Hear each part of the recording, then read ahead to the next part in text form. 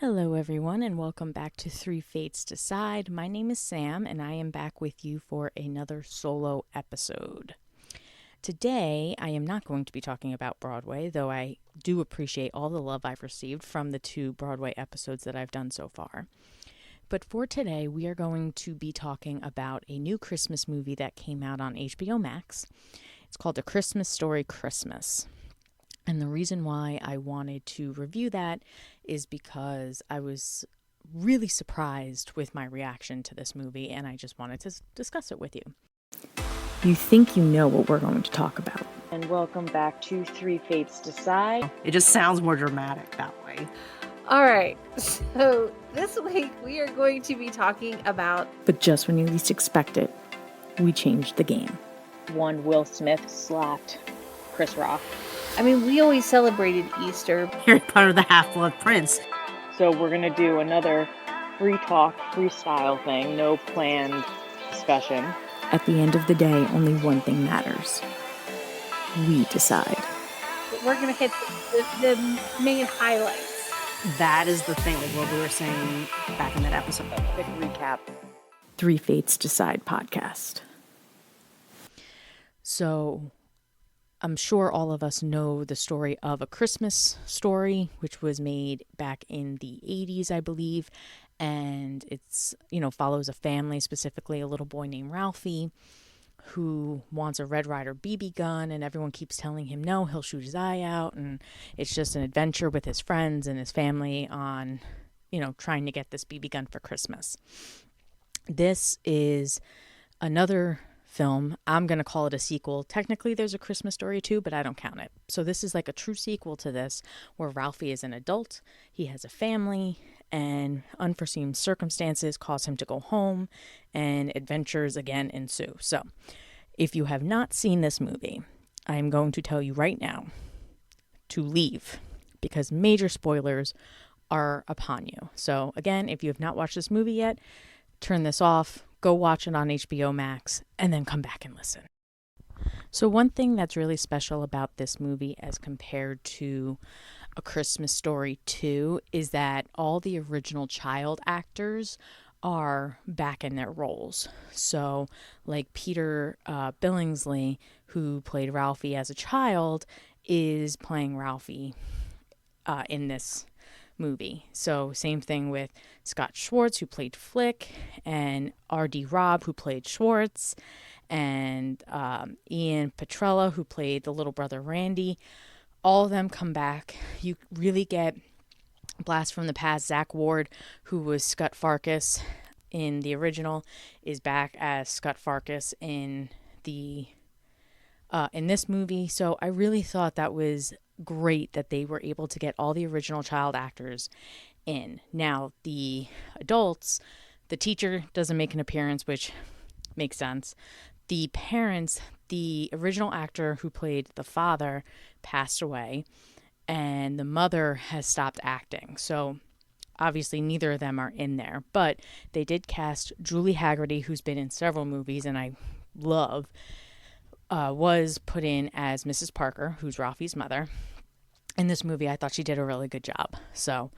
But basically the premise of this movie is Ralphie's father passes away right before Christmas, like days before Christmas. And it causes Ralphie and his wife and his son and daughter to go from Chicago, where they're living, where Ralphie is trying to become a writer, and travel back to Indiana to his family's home and help his mom, and then obviously celebrate Christmas. His mom is adamant that she wants to make it as the best Christmas yet, because Christmas was so important to Ralphie's father. So in order to keep his memory alive, they wanted to really just go all out for Christmas. This movie did a really great job in the nostalgia department, because really a little bit of everything was in there. You had the Bumpus's dogs. They were a part of it. They went to the store and the 2 kids got to go and see Santa and go down the slide. Ralphie makes a little quip about don't get, kicked in the face, which in the original A Christmas Story, Santa pushed him down the slide with his foot.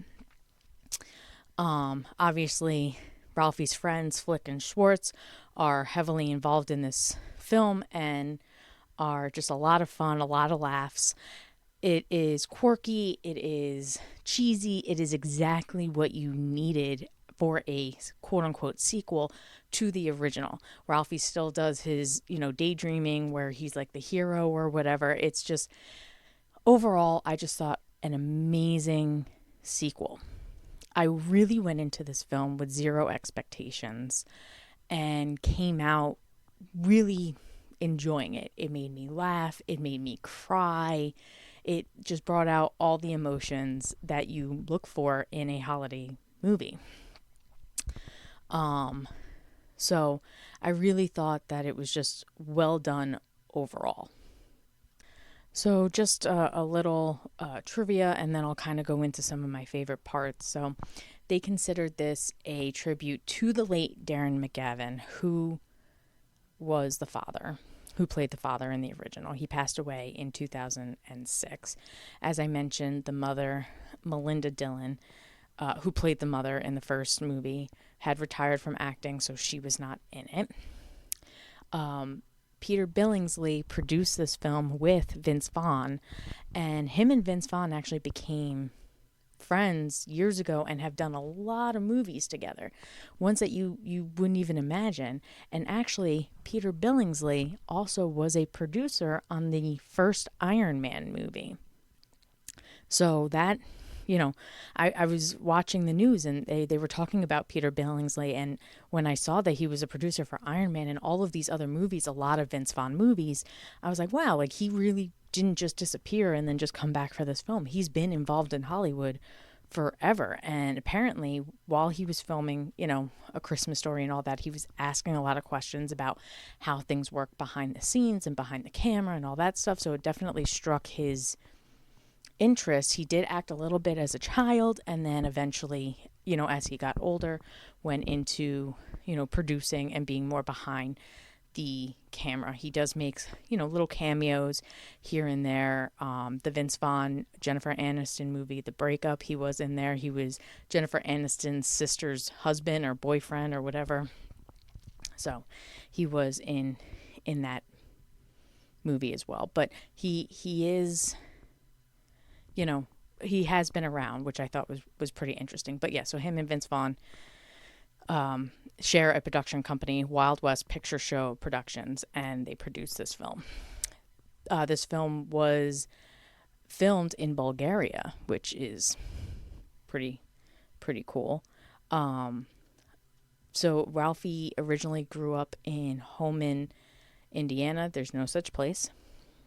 The closest town phonetically is Hammond, but it's, it was released on HBO Max. Yeah, so as I mentioned, so any sequel, spinoff, or spoof that came out after the original film, they've ignored it, which I totally agree because none of them are very good. So there you go. So, all right, going into some of my favorite scenes.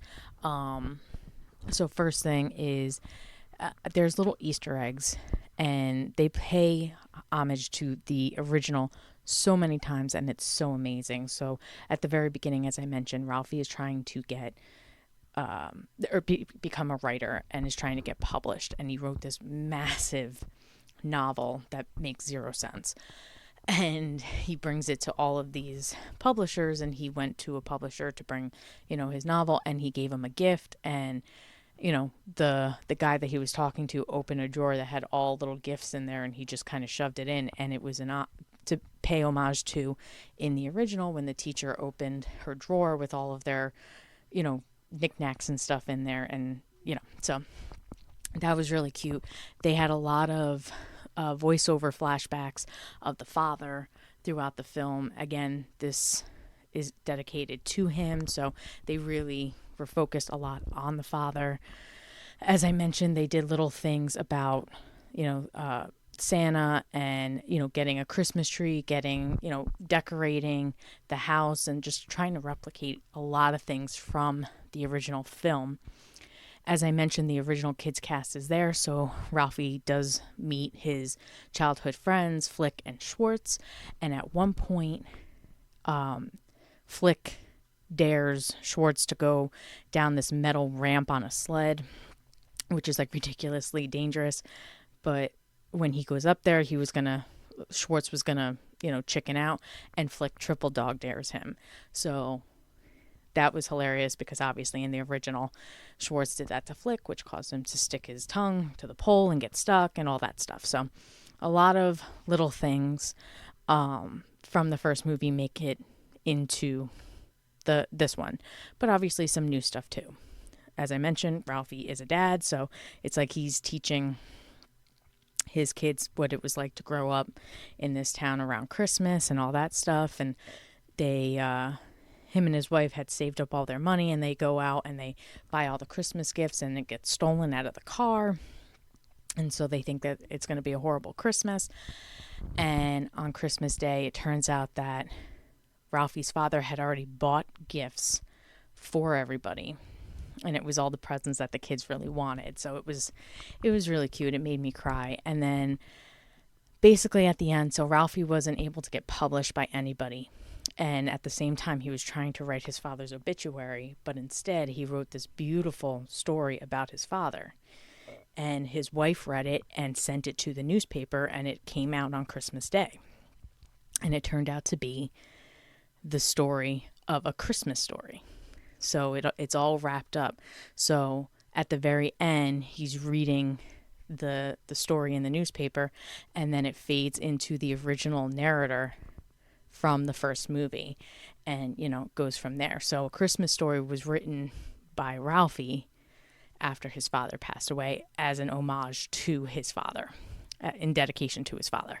So it just was such a great concept. I really thought that they did a great job. Again, it made me laugh. It made me cry. It was very nostalgic to the original movie. It made me like the original movie better.